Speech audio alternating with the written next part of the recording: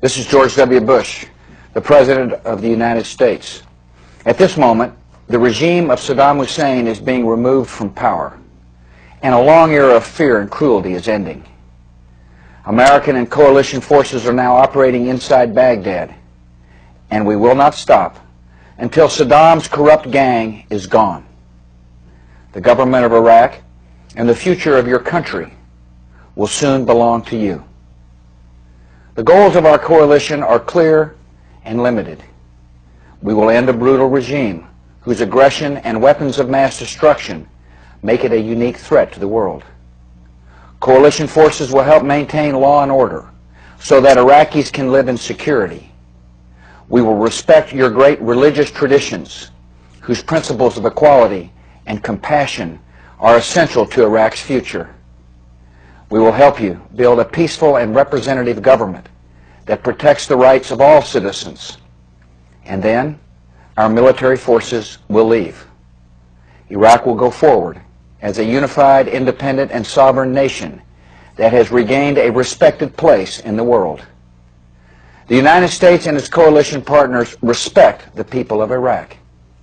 We are taking unprecedented measures to spare the lives of innocent Iraqi citizens. We are beginning to deliver food and water and medicine to those in need. Our only enemy is Saddam and his brutal regime, and that regime is your enemy as well. In the new era that is coming to Iraq, your country will no longer be held captive to the will of a cruel dictator. You will be free to build a better life instead of building more palaces for Saddam and his sons, free to pursue economic prosperity without the hardship of economic sanctions, free to travel and free to speak your mind, free to join in the political affairs of Iraq. And all the people who make up your country, Kurds, Shia, Turkomans, Sunnis, and others, will be free of the terrible persecution that so many have endured. The nightmare that Saddam Hussein has brought to your nation will soon be over. You are a good and gifted people, the heirs of a great civilization that contributes to all humanity. You deserve better than tyranny and corruption and torture chambers.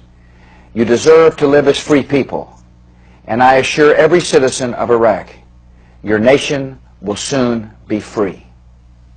Thank you.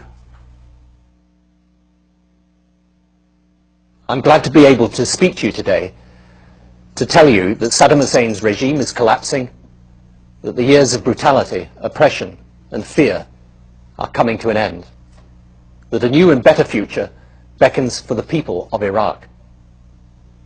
We did not want this war, but in refusing to give up his weapons of mass destruction, Saddam gave us no choice but to act.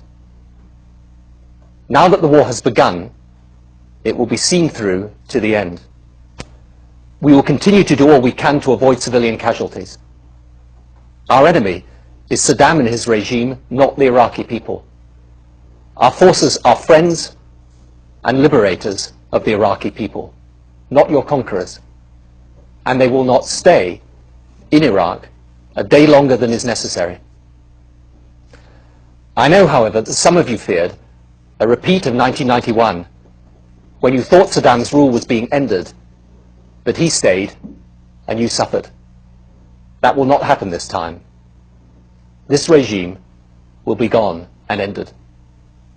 And then we will work with you to build the peaceful, prosperous Iraq that you want and that you deserve.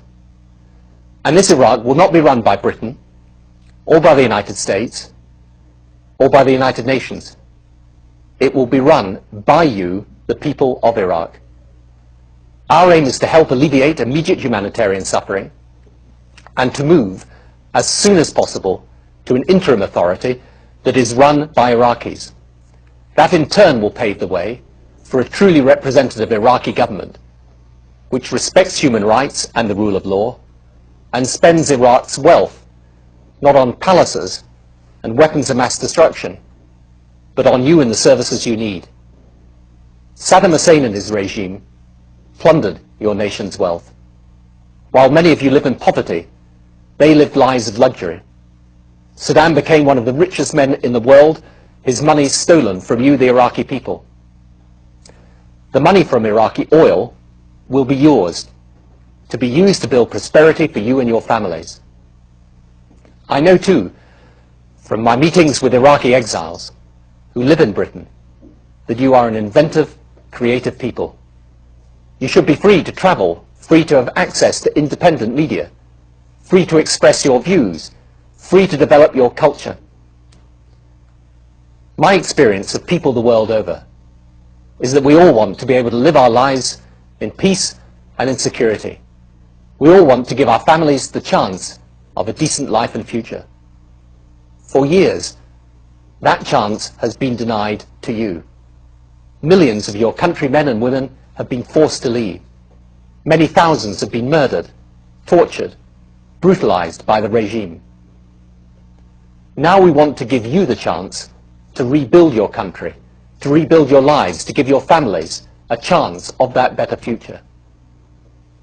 So it is in the spirit of friendship and goodwill that we now offer our help. Thank you.